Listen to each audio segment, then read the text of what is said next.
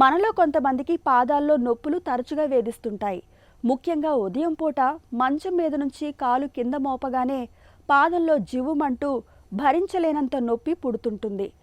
కొద్ది దూరం అడుగులు వేశాక కానీ నొప్పి తగ్గదు. పురుషులతో పోలిస్తే మహిళల్లో పాదాల నొప్పులు ఎక్కువగా కనిపిస్తుంటాయి. వయసు పైబడడం, మడమ భాగంలో కణజాలం పెరగడం, ఊబకాయం, మధుమేహం, చెప్పులు లేకుండా నడవడం ఇవన్నీ అరికాళ్లలో నొప్పులకు కారణాలే. పాదాల్లో నొప్పులతో బాధపడుతున్నప్పుడు నిత్యం కొన్ని ప్రత్యేకమైన యోగాసనాల్ని సాధన చేస్తే మంచి ఫలితం ఉంటుందని చెబుతారు యోగా నిపుణులు.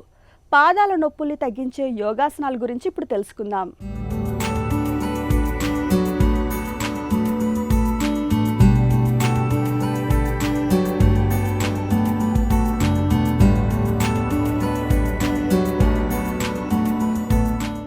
ఈనాటి కార్యక్రమంలో ఈ మడమ నొప్పికి సంబంధించి ఈ పాదంలో విపరీతమైన నొప్పి వస్తుంది. ఆయా భాగాలకు సంబంధించిన కొన్ని ప్రత్యేకమైన ఆసనాలు, ముద్రల గురించి మనం తెలుసుకోబోతున్నాం. అందులో భాగంగా ఉత్కటాసనం, వజ్రాసనం, చిన్ముద్ర ఏ విధంగా చేయాలో చూద్దాం.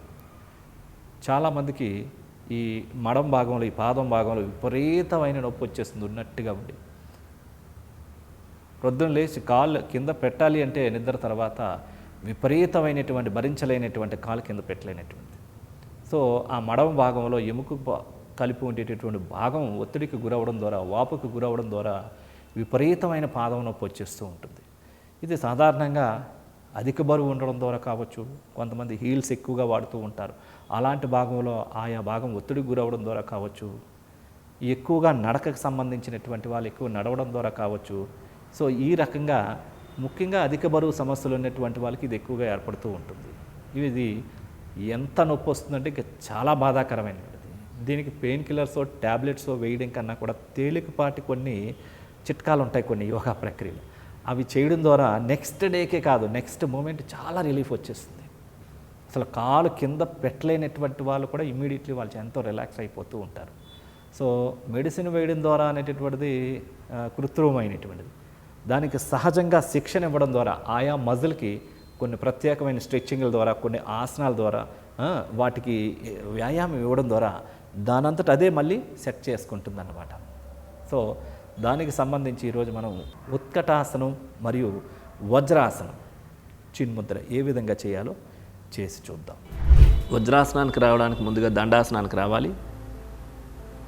కాలు రెండు స్ట్రైట్గా తెచ్చుకొని పాదాలు రెండు జతలో ఉంచుకోవాలి.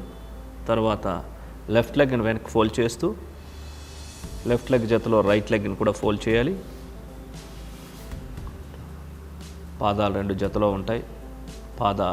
బటన్ విరలు ఒకదాని పక్కన ఒకటి ఉంటాయి. పాదాలు వి షేప్లో ఉండాలి. మోకాలు చివర్ల మధ్య 4 ఫింగర్స్ గ్యాప్ ఉంటుంది. ఈ స్థితిలో రెండు చేతులు వెనకాతల, ఎడమ చేత్తో కుడి చేతి యొక్క మణికట్టును పట్టుకోవాలి. పూర్తిగా శ్వాసను తీసుకోవాలి. శ్వాసను విడిచిపెడుతూ ముందుకు వంగాలి. ముందుకు వంగినప్పుడు వజ్రాసనం పైనుంచి పాదాల మంచి సీట్ లేపకూడదు. ఎంతవరకు వీలైతే అంతవరకే ముందుకు వంగాలి. తల భాగం ఏ భాగం అయితే నేలను తాకాలో ఆయా భాగం నేలను తాకుతున్నట్టుగా ఉంటుంది. ఈ ఆసన స్థితిలో ఒక 10 సెకండ్ల నుంచి 20 సెకండ్ల నుంచి 30 సెకండ్ల నుంచి ఎంతసేపు ఉండగలిగితే అంతసేపు ఉండాలి. శ్వాస సాధారణంగా ఉంటుంది.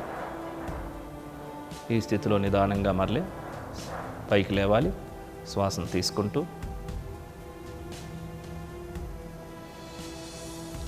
మరొక్కసారి పూర్తిగా శ్వాసను తీసుకోవాలి. శ్వాసను విడిచిపెడుతూ నిదానంగా ముందుకు వంగాలి. శ్వాస విడిచిపెట్టేసిన తర్వాత శ్వాస సాధారణంగా ఉంటుంది.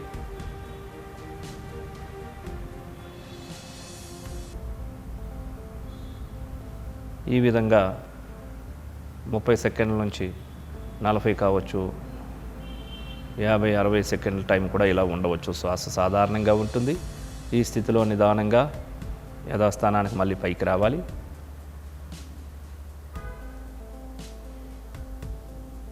రెండు చేతులు రిలీజ్ చేసి మోకాళ్ళ ముందు రెండు చేతులు బోర్లించి పర్వతాసనానికి రావాలి. రెండు చేతులు మోకాళ్ళ దగ్గర బోర్లించి ఉంచాలి.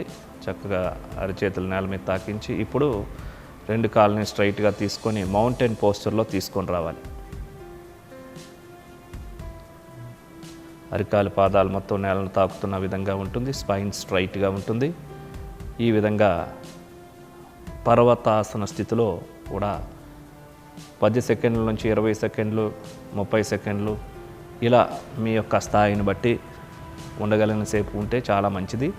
ఇది బ్రెయిన్కి బ్లడ్ సర్క్యులేషన్ అంతా చక్కగా జరిగి తలనొప్పి సమస్యలను, మానసిక ఒత్తిళ్లను తొలగించి మనసును ప్రశాంతంగా ఉంచి మెమరీ కాన్సన్ట్రేషన్ బాగా పెంచేటటువంటి అద్భుతమైనటువంటి ఆసనం.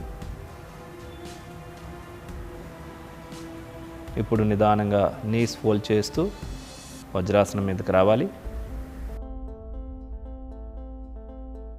ఇప్పుడు మనం చేయబోతున్నాం ఆది ముద్ర. వజ్రాసనం మీదుగా చేతులు రెండు సమంగా ఉంచుకోవాలి.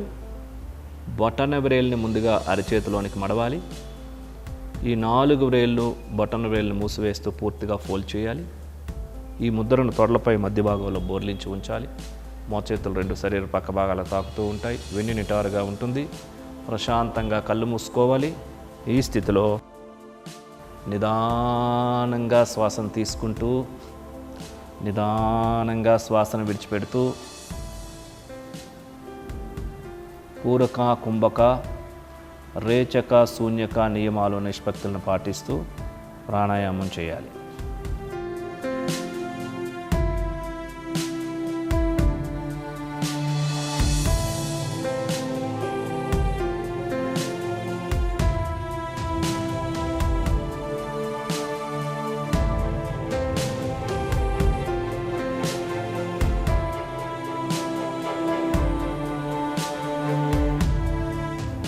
శ్వాసను విడిచిపెట్టిన తర్వాత ఆపాలి.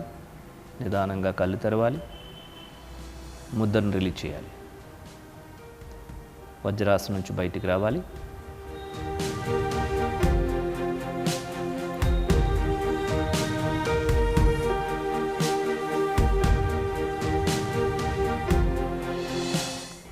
చూసారు కదండి, ఈ ఉత్కటాసనాన్ని ఒక 5 సార్లు చెప్పిన మీరు సాధన చేస్తూ, అదేవిధంగా ఈ వజ్రాసనంలో సాధారణంగా వ్రేళ్ళు పై భాగం నేల కాని ఉంటాయి కదా, కానీ వ్రేళ్ళ యొక్క కింద భాగం నేలను ఆనించి ఉంచడం ద్వారా ఈ మడమ భాగం అంతా స్ట్రెచ్చింగ్ అవుతుంది.